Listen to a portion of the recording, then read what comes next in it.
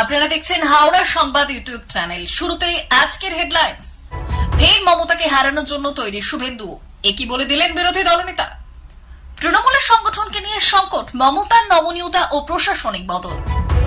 আন্দোলন আরো কর্মবিরতি নিয়ে বিরাট মন্তব্য, জুনিয়র ডাক্তারদের তোলপাড় রাজ্য। এসএসসি চাকরি বাতিল মামলার শুনানি, 26,000 ভাগ্যের ঝুলন্ত অবস্থা। বাংলা কত বঞ্চনা সহ্য করবে, ডিভিসি জল ছাড়াই ষড়যন্ত্রের অভিযোগ মুখ্যমন্ত্রীর। মমতার সম্পূর্ণ ব্যর্থ, তীব্র কটাক্ষ শুভেন্দুর। জুনিয়র ডাক্তাররা যা করছেন সেটা কিন্তু বাড়াবাড়ি, হুঁশিয়ারি দিলেন বিধায়ক অসিত। আসছি বিস্তারিত খবরে। 2021 নন্দীগ্রামে দাঁড়িয়ে মমতা বন্দ্যোপাধ্যায় যে কি ভুল করেছেন তা তিনি হয়তো নিজেও পরবর্তীতে উপলব্ধি করেছেন, যেখানে শেষ পর্যন্ত শুভেন্দু অধিকারীর কাছে পরাজিত হতে হয়েছিল তাকে। পরবর্তীতে এই কথা বারবার মমতা বন্দ্যোপাধ্যায়কে খোঁচা আকারে শুনতে হয়েছে বিরোধী দলের পক্ষ থেকে। মমতা বন্দ্যোপাধ্যায়কে আবার যে পরাজিত করার জন্য তিনি তৈরি তা স্পষ্ট করে দিলেন শুভেন্দু অধিকারী।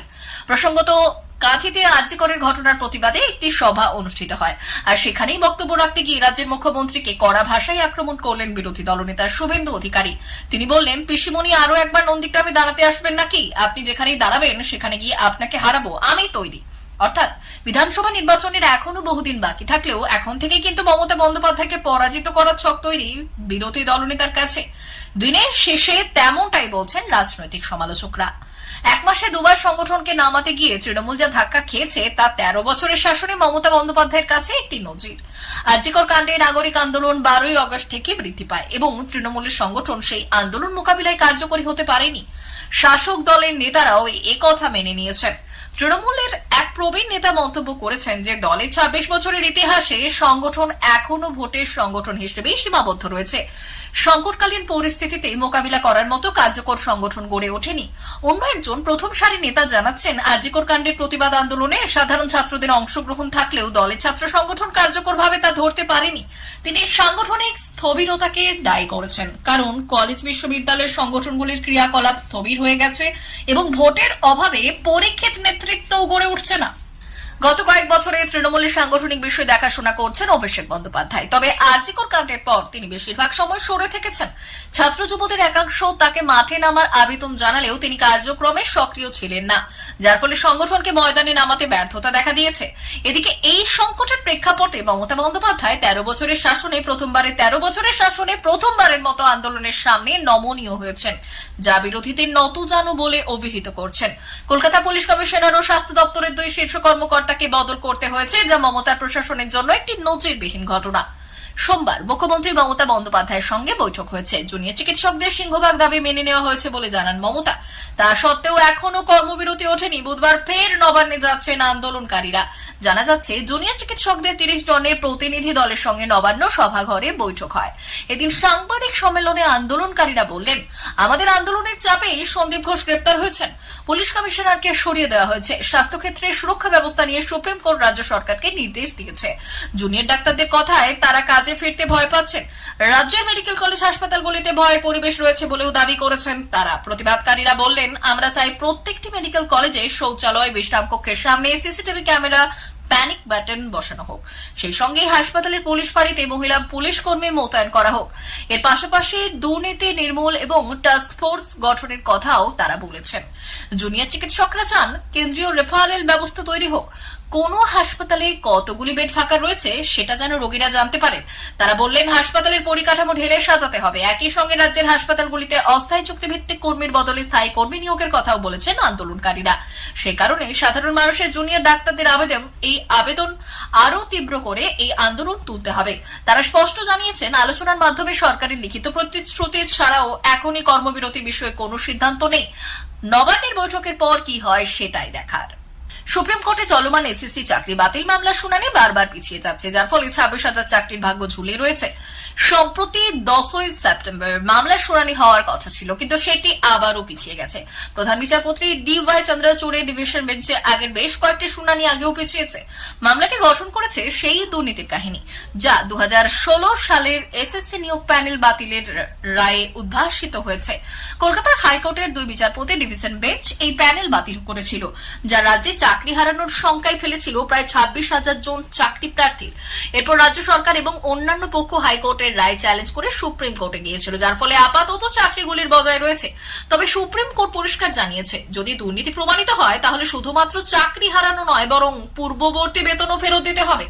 পরবর্তী শুনানি 24 সেপ্টেম্বর নির্ধারিত হয়েছে এবং অনেকেই সেই দিনটির দিকে নজর রাখছেন। আশা করা হচ্ছে এই শুনানির মাধ্যমে মামলা জট কিছুটা খুলবে এবং চাকরি প্রার্থীদের ভবিষ্যৎ কিছুটা পরিষ্কার হবে। তবে এই পর্যন্ত শুনানি পেছানোর কারণে রাজ্যের চাকরি প্রার্থীদের মধ্যে উদ্বেগ ও হতাশা বিরাজ করছে। হুগলি পৌরসুরার পরে ঘাটালে বন্যা পরিস্থিতি দেখতে হাঁটু জলে নেমে পরিদর্শন করলেন মুখ্যমন্ত্রী। তিনি বললেন, কেন্দ্র সরকারের কাছে ঘাটাল মাস্টার প্ল্যান পড়ে রয়েছে, না করায় রাজ্য সরকার সেটা নিজে হাতে নিয়েছে করার জন্য। ডিভিসির ছাড়া বিপুল পরিমাণ জলে দক্ষিণবঙ্গের বিস্তীর্ণ এলাকা বন্যা কবলিত। 3.5 লক্ষ কিউসেক জল ছাড়া হয়েছে ডিভিসি থেকে। এত জল এর আগে ছাড়া হয়নি। পরিকল্পিতভাবে বাংলায় এই ম্যানমেড বন্যা করা হয়েছে।